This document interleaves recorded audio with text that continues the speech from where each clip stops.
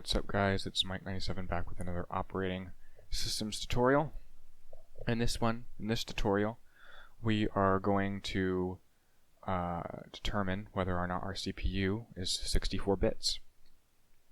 So before we get going, there were a couple things I changed in our main and our enable A20 methods. So let's start with enable A20.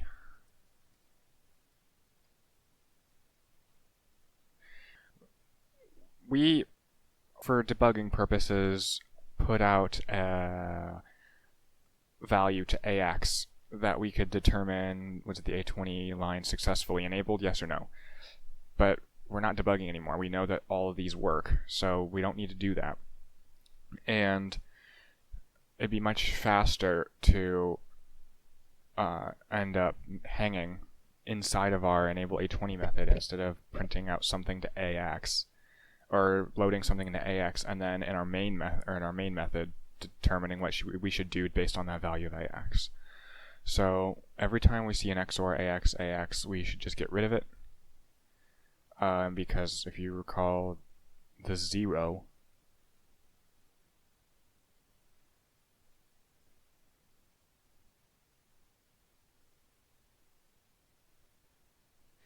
is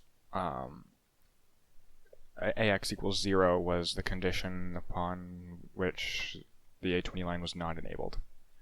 So we just jumped to done.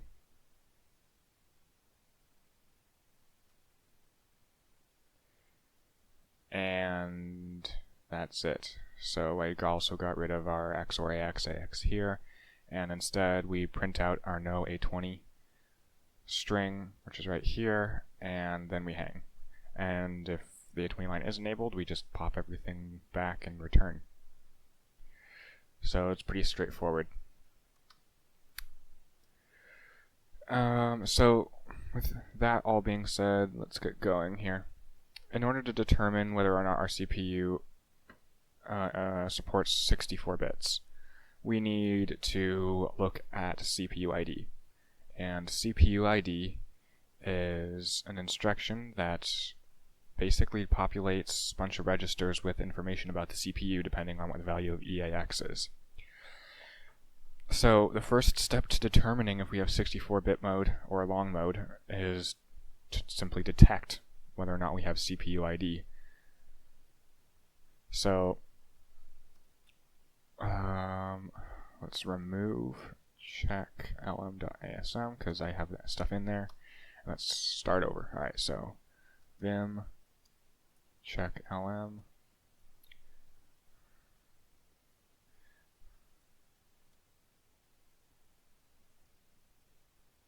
pop a, oh, or whoops, not pop a, push a. There we go. So to detect CPUID, all we need to do is flip the ID bit in the eFlags register. And the eFlags register is a 32-bit register. The flags register is a 16-bit register.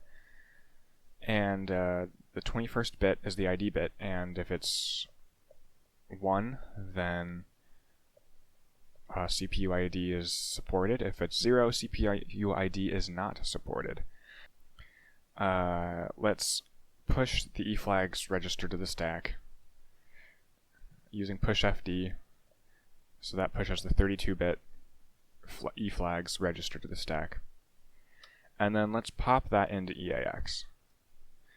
And one thing you might be here, let's just keep going here, move, and let's create a backup. So let's go to move it into ECX.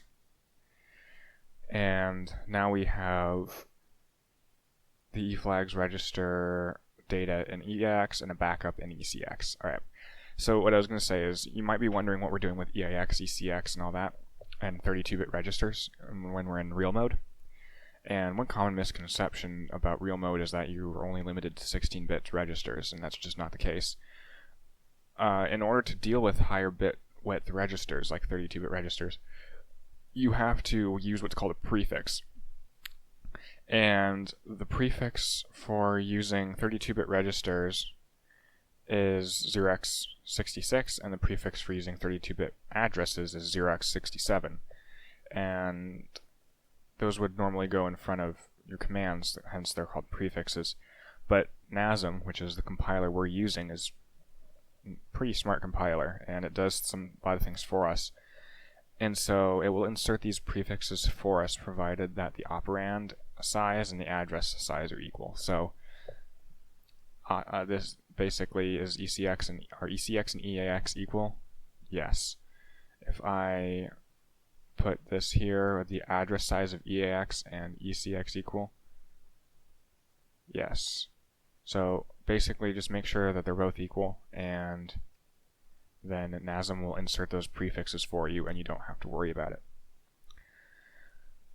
But in any event, now that the eFlags registers in EAX and it's backed up, we can flip the ID bit, which is the 21st bit. So what we're going to do here is we're going to do XOR EAX 121. And this looks a little wonky, but trust me, it makes a lot of sense. So basically this just means that if the 21st bit of EAX is different than 1, flip it to 1. So that's why we have this XOR here, because the XOR returns 1 if its two inputs are different. So if it's 1, then it will stay 1. If it's 0, it will flip to 1. So that's all it's doing. We're just here, all of this double less than sign is doing is specifying which bit to flip. So now we have to determine if the CPUID is actually supported, and to do that, since we flipped the bit, we need to push EAX back into the stack and pop it back into eFlags. So push EAX, and then we'll pop it back into eFlags. And then we'll push it back out and pop it back into EAX, and we'll compare the two values. So we'll compare ECX, which remember is our backup, and EAX. And if that 21st bit is different, then CPUID is not supported. In other words, if it's the same. So in other words, if EAX, or if the eFlags register retained that one value for the 21st bit, then CPUID is supported. If it went back to 0, then it's not supported. So let's push the flags back. Whoopsies. Push flags back to the stack and pop them back into EAX. And now that the info is in EAX, we can compare. So we'll do XOR EAX ECX. So this will return true this will return true if they're different. So if it's false, then it's 0. So jump if 0 to done. And if they're the same, which means that the CPUID is not supported, then this will return false, and we'll jump to done. So let's just create done down here, and we'll pop everything. We don't even need to do that, actually. Let's just move SI to no long mode. Call printf and return. Well, no, don't return. Jump. That's right. We need to hang because we don't want to return. Because that's an error. Okay. So we'll jump here and we'll just hang, printing out an error message if CPUID is not supported. If it is supported, that's when we start looking at using CPUID to check for our long mode compatibility. So now that we have all of that set up, let's go ahead and use CPUID to do that. So we're going to use for our EAX value, we have 0x8, 1, 2, 3, 4, 5, 6, 7. Alright. And this is the argument in EAX for which CPUID will pull out the highest extended function supported. And what that means is if CPUID pulls out a value and stores it in EAX, anything that's greater than this value plus 1, we can access, or we can read the extended information through CPUID. So CPUID will support that. So now we just need to call CPUID and compare EAX to 0x8, 1. There we go. And since 32-bit registers are always unsigned, we'll use JB instead of JL. Done.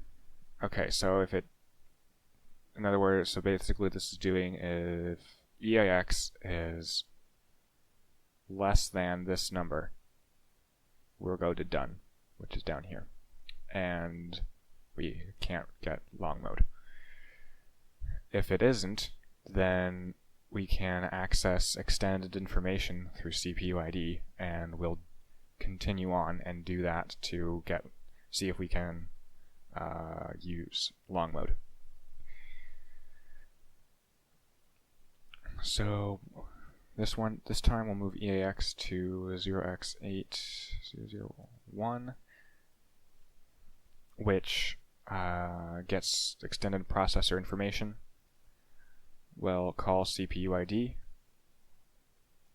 and then after calling CPUID, ECX and EDX are both populated with a bunch of information. But all we're concerned about is the 29th bit of EDX, and if that's on, or if it's 1, then long mode is supported, else it's not supported. So we're going to use test, which you might recall from last time is a binary comparison, to test that 29th bit. So we will test EDX, see if it is 1, the 29th bit is 1. If it is 0, so test of 0, we'll go to done. And if it's not, we'll pop everything and we'll return. So what we've done here is we've determined whether or not CPUID is supported by the CPU by flipping the ID bit in the eFlags register, putting it back into the eFlags register, taking it back out. If the eFlags register made an automatic change and flipped it back to 0, then it's not supported. If it is supported, then we load this this data value into EAX, call CPUID, and if the value it puts into EAX is greater than this, that means that we can access extended processor information. And if we can do that, then we come down here, load this value into EAX, call CPUID, and if the 29th bit of the EDX register, and what that does is it loads extended processor info into EDX and ECX, and if the 29th bit of the EDX register is 1, then we have long mode, and if it's not, we don't, and if we don't have long mode, we just print out an error message. It's a little bit convoluted, but that's how it goes. We can then run this, and the key move is always going to be 64 bits, so we can't really tell what, or we're never going to get this no long mode message, but you're just going to have to trust me that this is correct. And if you don't, I'll post, or I'll put resource links and stuff down in the description so you can cross-check it with that and convince yourself. So now we've got to do a little bit of finagling over here. Unfortunately, if we, let's just run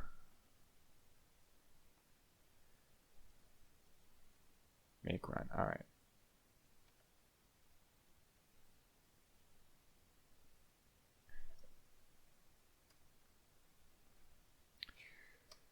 If we just run a main as it is, you can see we're getting pretty close to being at the end of our sector. And I've already gone through this and tested it, but I'll make a long story short, we run out of space, basically. So now we're going to actually have to utilize that disk read method, which we've commented out up here. So let's go ahead and uncomment that. Whoops. And I've commented back our disabling the A20 because we know that our test A20 works.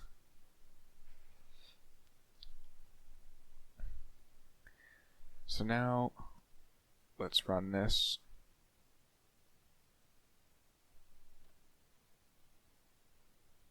Whoops.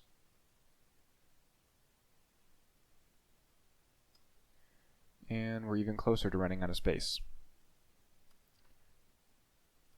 We might be able to get our no long mode message in here.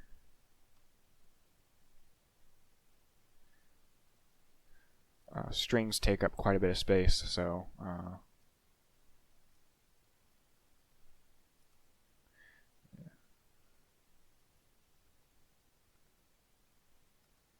support. Okay.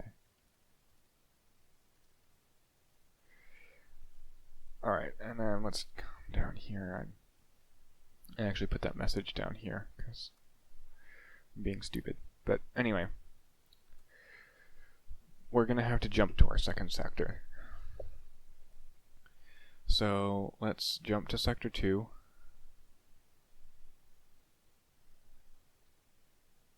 Make sure that we still do that. We're in the second sector. Okay. And let's call checklm. And let's include our checklm.asm down here. And remember, we padded this out so QEMU doesn't think we run out of disk space, or otherwise it'll give us a disk error message.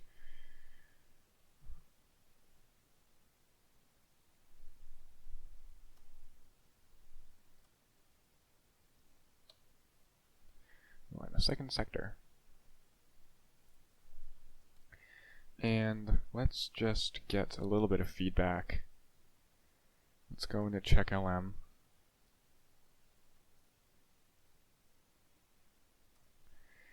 And let us actually create a yes LM just so we can see what's going on here.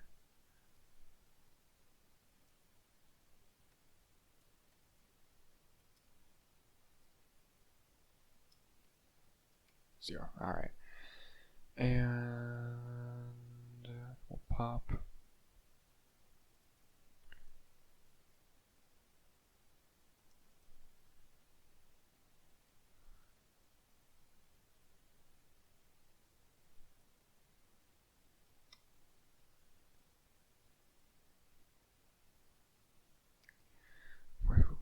Oh, gosh.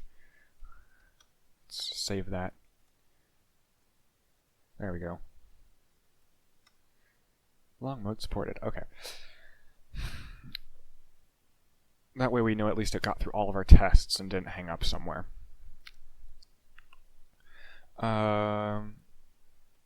So one thing just to keep in mind with going into second sector, you can access all of your strings and stuff up here. I mean, all this is basically just a pointer. We're treating it as a pointer in our string loop, if you remember. So it'll come up to this location and read through our string byte by byte until we get to 0. and then we return. So we just come right back down here. So putting strings up here is not a big deal. If we had a function that was up here that we had or that we included up here that we wanted to call down here, not a big deal, because remember we return from everything. So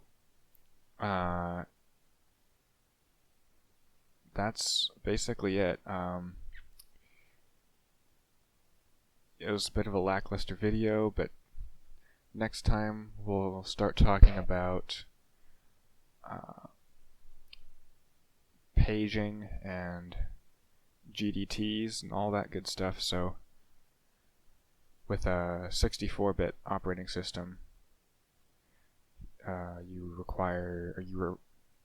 you're required to use virtual memory and paging and stuff. So we'll get into that in future episodes. So hopefully you found this instructive and informative, and I will see you in the next video.